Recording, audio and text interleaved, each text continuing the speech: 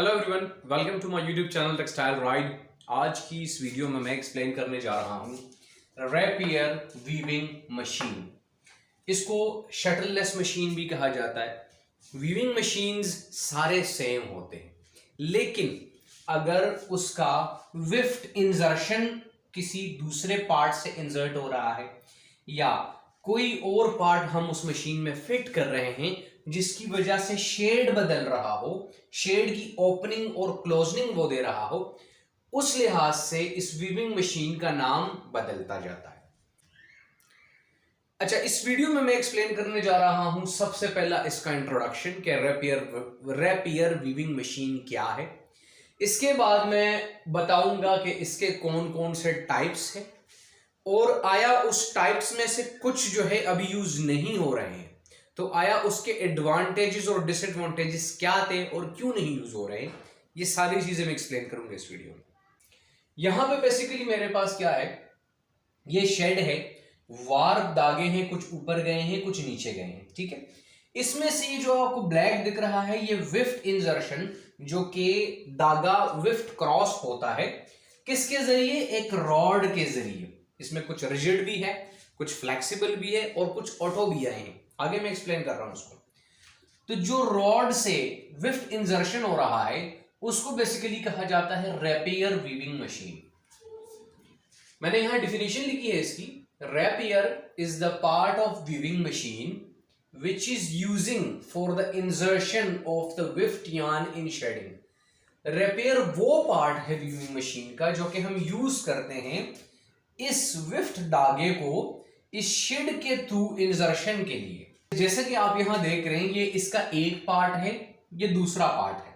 ये मैं आगे आपको बताऊंगा कि जब हमारे पास दो रैपियर्स होते हैं, ठीक है, एक राइट साइड से आता है और एक लेफ्ट साइड से जाता है, ये धागा लेके आता है और ये यहां धागा प्लग करके अपने साथ वापस लेके चला जाता है।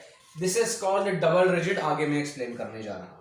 अब इसके टाइप्स के जानते हैं कि इसके कितने टाइप्स हैं और कौन कौन से हैं। तो सबसे पहला जो हमारे पास आता है वो है सिंगल रिजिड रैपियर।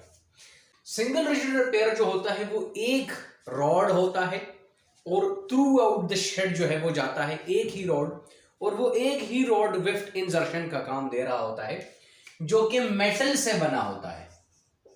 ये मेटल से बना होता है, इसीलिए इसको रिजिड का नाम दिया गया है। और सिंगल इसलिए दिया गया है क्योंकि एक पार्ट होता है जो कि विफ्ट इंजर्शन का काम करता है।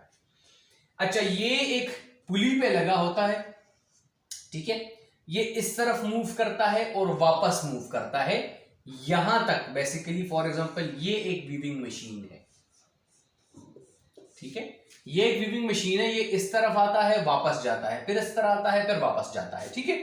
और throughout the shed basically ये विफ्ट इंजर्शन का काम करता है। इसके बाद हमारे पास डबल रिजिड रैपियर आ गया। डबल रिजिड रैपियर क्यों आया? क्योंकि देखिए, एक अगर फॉर एग्जांपल पूरा का पूरा वीविंग मशीन को तय करेगा, जाएगा और वापस आएगा, इसमें टाइम ज्यादा लगेगा बनिस्बत इस दो के, कि हाफ ये आ जाएगा और हाफ ये आ जाएगा। तो ये क्या करेगा, ये बेसिकली धागा अपने साथ लेके आएगा फ्रॉम लेफ्ट साइड, और राइट वाला चूंकि आप देख रहे हैं यहां प्लग हो सकता है, यहां इसको पकड़ के ये वापस ले जाएगा।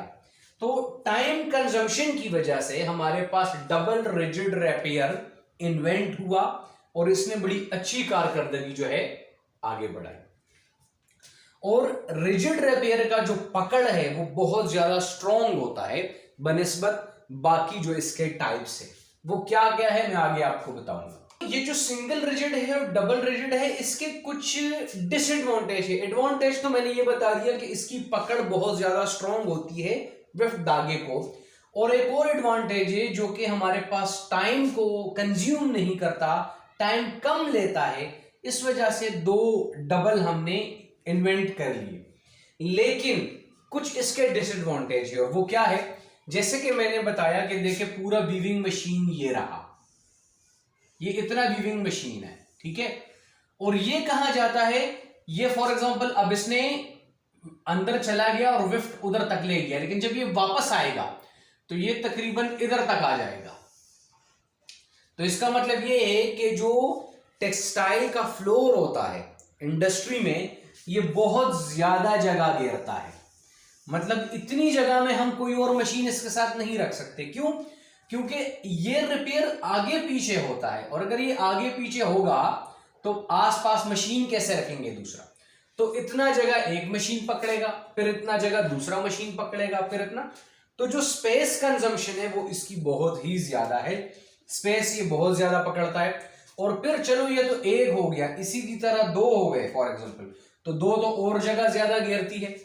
इस वजह से ये अभी ज्यादातर यूज नहीं होता। इसके अलावा क्या आ गया? इसके अलावा इसको रिप्लेस किया गया फ्लेक्सिबल सिंगल या फ्लेक्सिबल डबल रिपेयर से। इसके बाद हमारे पास फ्लेक्सिबल सिंगल रिपेयर आ गया। फ्लेक्सिबल क्या था कि हमारे पास एक बेल्ट की तरह रिपेयर था, जो कि पुली पे एक मशीन है, फॉर एग्जांपल ये वीविंग मशीन है, और इस मशीन के एक कोने पे एक पुली होती थी जिसपे ये वाइंड हुआ होता था।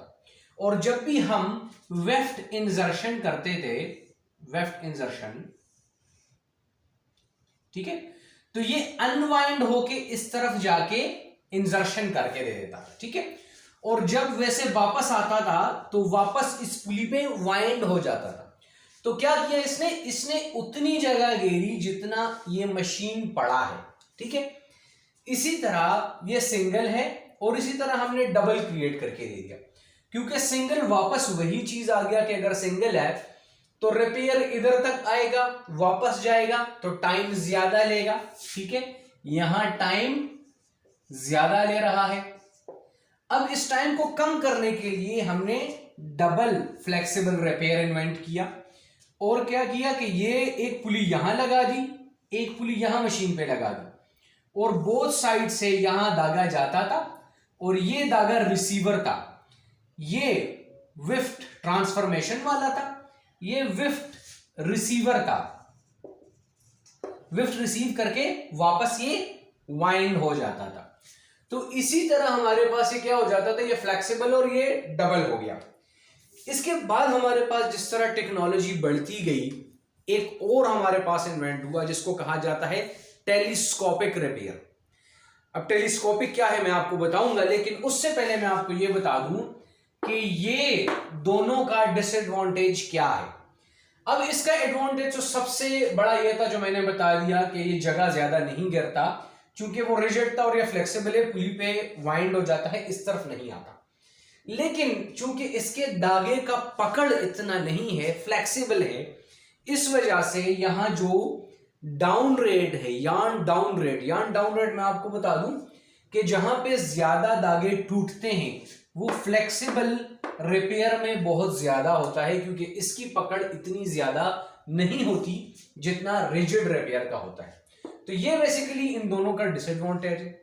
और अब जाते हैं थोड़े एडवांस पे, जो कि 5वां नंबर टाइप है, जिसको कहा जाता है टेलीस्कोपिक रिपेयर। अब जाते हैं फाइनल और लास्ट पर, टेलीस्कोपिक रिपेयर जिसको कहा जाता है।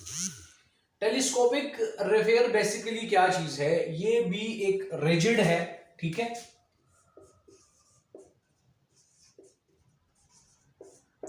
और ये बाउंड होता है मशीन के एक साइड पे। फॉर एग्जांपल ये मशीन है, ओके, ये वीविंग मशीन है।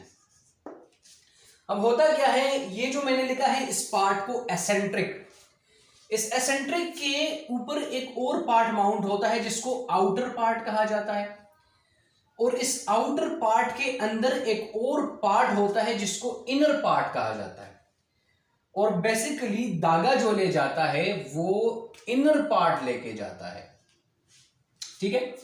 अब होता क्या है कि जब हम इसको ऑन करते हैं तो क्या होता है कि ये एसेंट्रिक पुश करता है इस आउटर पार्ट को थ्रू द शेड। शेड के अंदर सबसे पहले आउटर पार्ट रवानगी करता है, और आउटर पार्ट एक हद तक आके उसकी लिमिटेशन हो जाती है, उसके बाद इनर पार्ट रवाना हो जाता है इसके अंदर से और पूरा का पूरा कंप्लीट कर लेता है।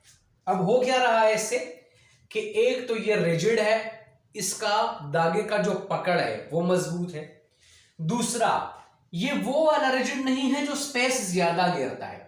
बल्कि ये एक दूसरे के अंदर रिजिड है कि पहले आउटर पार्ट छोटा सा है, वो एक हद तक आ जाता है, फॉर एग्जांपल इस हद तक आ गया, ठीक है।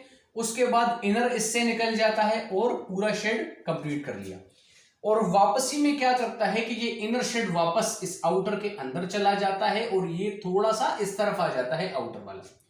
तो ये तो ना ज्यादा जगह घेर रहा है और पकड़ भी इसकी ज्यादा मजबूत है, और तीसरी बात टाइम भी ये ज्यादा नहीं ले रहा। तो टेलीस्कोपिक रिपेयर जो है वो सबसे बेहतरीन रिपेयर है जो कि आजकल ज्यादा यूज हो रहा है हमारे टेक्सटाइल इंडस्ट्रीज में। तो ये था बेसिकली आज का टॉपिक, जिसको रैपियर वीविंग मशीन कहा जाता है या रैपियर लूम मशीन कहा जाता है। अगर आपको इस तरह की वीडियोस चाहिए तो काइंडली आप मुझे कमेंट्स में बता सकते हैं कि आपको कौन सा टॉपिक चाहिए, और अगर मेरी वीडियोस आपको इन्फॉर्मेटिव लग रहे हैं तो काइंडली लाइक कीजिए, सब्सक्राइब कीजिए, शेयर कीजिए और कमेंट्स लाजमी कीजिए। Thank you so much.